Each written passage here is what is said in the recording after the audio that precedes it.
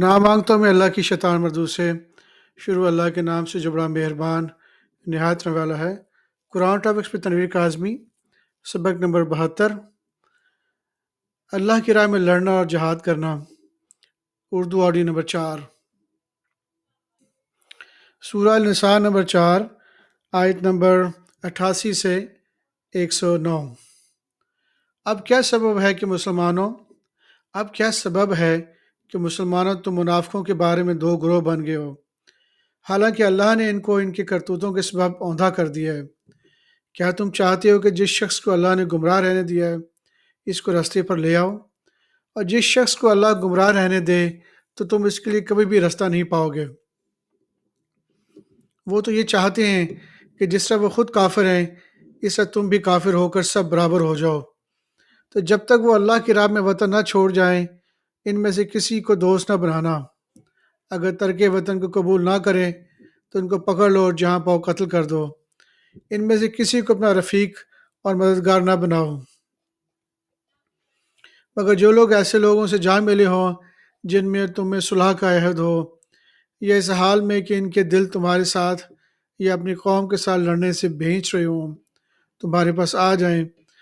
تو اور بات ہے، اور اگر اللہ چاہتا تو ان کو تم پر غالب کر دیتا تو وہ تم سے ضرور تم سے لڑتے۔ پر اگر وہ تم سے کنارہ کشی کریں یعنی تم سے نہ لڑیں اور تمہاری طرف صلح کا پیغام بھیجیں تو اللہ نے تمہارے لیے ان پر زبردستی کرنے کی کوئی سبیل مقرر نہیں کی۔ تم کچھ اور لوگ ایسے بھی پاؤ گے جو یہ چاہتے ہیں کہ تم سے بھی امن میں رہیں اور اپنی قوم سے بھی امن میں رہیں، لیکن جب فتنہ انگیزی کو بلائے جائیں تو ان میں اوندھے منہ گر پڑیں۔ تو ایسے لوگ اگر تم سے لڑنے سے کنارہ کشی نہ کریں اور نہ تمہاری طرف پیغام صلح بھیجیں اور نہ اپنے ہاتھوں کو روکیں تو ان کو پکڑ لو اور جہاں پاؤ قتل کر دو۔ انہی لوگوں کے مقابلے میں ہم نے تمہیں کھلی چھوٹ دے رکھی ہے، اور کسی مومن کو شائع نہیں کہ دوسرے مومن کو مار ڈالے مگر غلطی سے ایسا کر بیٹھے، اور جو غلطی سے بھی مومن کو مار ڈالے تو وہ ایک مسلمان غلام آزاد کر دے اور مقتول کے وارثوں کو خون بہا دے، مگر یہ کہ وہ معاف کر دیں۔ پھر اگر مقتول تمہارے دشمنوں کی جماعت میں سے ہے اور وہ خود مومن ہو تو صرف ایک مسلمان غلام آزاد کرنا چاہیے، اور اگر مقتول ایسے لوگوں میں سے ہو جن میں اور تمہیں صلح کا عہد ہو تو وارثان مقتول کو خون بہا دینا اور ایک مسلمان غلام آزاد کرنا چاہیے، اور جس کو یہ میسر نہ ہو وہ متواتر 2 مہینے کے روزے رکھے۔ یہ کفارہ اللہ کی طرف سے قبول توبہ کے لیے ہے، اور اللہ سب کچھ جانتا ہے، بڑی حکمت والا ہے۔ اور جو شخص کسی مومن کو قصداً مار ڈالے گا تو اس کی سزا دوزخ ہے، اور اس میں وہ ہمیشہ جلتا رہے گا، اور اللہ اس پر غضبناک ہوگا اور اس پر لعنت کرے گا۔ ایسے شخص کے لیے اس نے بڑا سخت عذاب تیار کر رکھا ہے۔ مومنو، جب تم اللہ کی راہ میں باہر نکلا کرو تو تحقیق سے کام لیا کرو، اور جو شخص تم کو سلام کرے اس سے یہ نہ کہو کہ تم مومن نہیں ہو، کہ اس سے تمہاری غرض یہ ہو کہ دنیا کی زندگی کا فائدہ حاصل کرو۔ سو اللہ کے پاس بہت سی غنیمتیں ہیں، تم بھی تو پہلے ایسے ہی تھے، پھر اللہ نے تم پر احسان کیا، چنانچہ آئندہ تحقیق کر لیا کرو۔ بے شک جو عمل تم کرتے ہو اللہ کو اس کی سب کی خبر ہے۔ جو مسلمان گھروں میں بیٹھے رہتے اور لڑنے سے جی چراتے ہیں اور کوئی عذر نہیں رکھتے، وہ اور جو اللہ کی راہ میں اپنے مال اور جان سے جہاد کرنے والے دونوں برابر نہیں ہو سکتے۔ مال اور جان سے جہاد کرنے والوں کو بیٹھ رہنے والوں پر اللہ نے درجے میں فضیلت بخشی ہے، اور بہترین انجام کا وعدہ اللہ نے سب سے کیا ہے، اور اجر عظیم کے لحاظ سے اللہ نے جہاد کرنے والوں کو بیٹھ رہنے والوں پر کہیں فضیلت بخشی ہے۔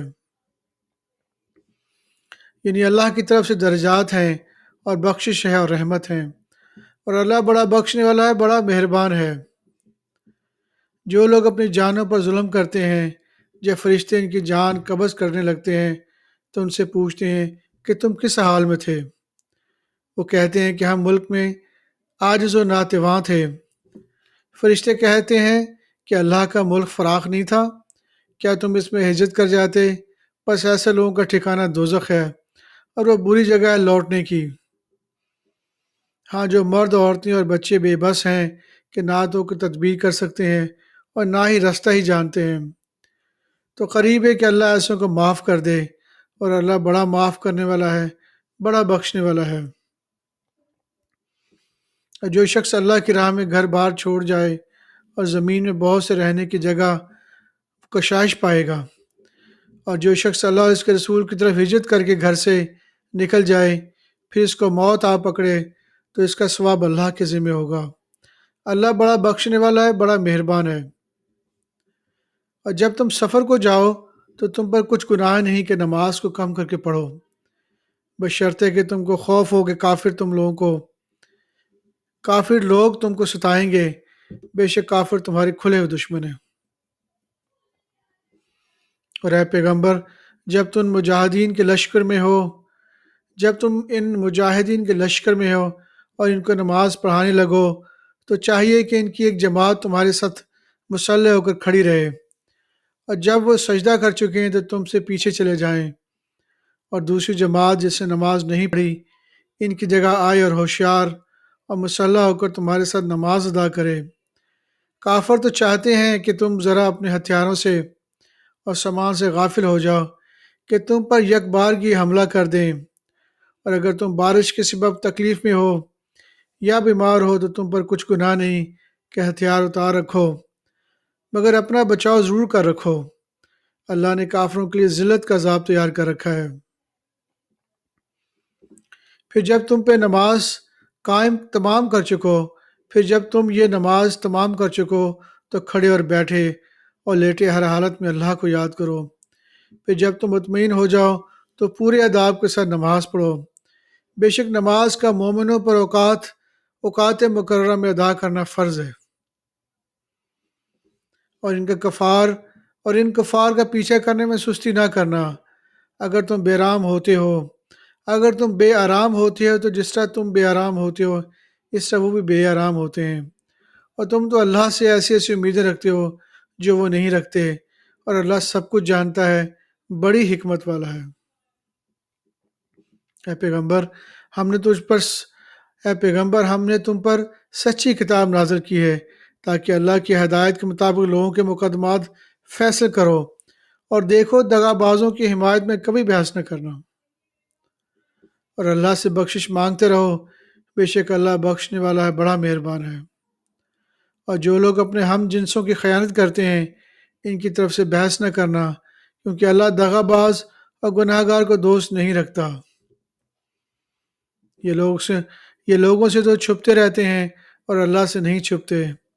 حالانکہ جب یہ راتوں کو ایسی باتوں کے مشورے کیا کرتے ہیں جن کو وہ پسند نہیں کرتا تو وہ ان کے ساتھ ہوا کرتا ہے، اور اللہ ان کے تمام کاموں کا احاطہ کیے ہوئے ہے۔ بھلا تم لوگ دنیا کی زندگی میں تو ان کی طرف سے بحث کر لیتے ہو، سو قیامت کے دن ان کی طرف سے اللہ کے ساتھ کون بحث کرے گا، اور کون اس کا وکیل ہوگا، اور کون ان کا وکیل بنے گا؟ سورہ النساء نمبر 4 آیت نمبر 113 سے 114۔ اور اے نبی اگر تم پر اللہ کا فضل اور اس کی مہربانی نہ ہوتی تو ان میں سے ایک جماعت تم کو بہکانے کا قصد کر ہی چکی تھی، اور یہ اپنے سوا کسی کو بہکا نہیں سکتے نہ تمہارا کچھ بگاڑ سکتے ہیں، اور اللہ نے تم پر کتاب اور حکمت نازل فرمائی ہے اور تمہیں وہ باتیں سکھائی ہیں جو تم جانتے نہیں تھے، اور تم پر تو اللہ کا بڑا فضل رہا ہے۔ ان لوگوں کی بہت سی سرگوشیاں اچھی نہیں، ہاں اس شخص کی سرگوشی اچھی ہو سکتی ہے جو خیرات یا نیک بات یا لوگوں میں صلح کرنے کو کہے، اور جو ایسے کام اللہ کی خوشنودی حاصل کرنے کے لیے کرے گا تو ہم اس کو بڑا ثواب دیں گے۔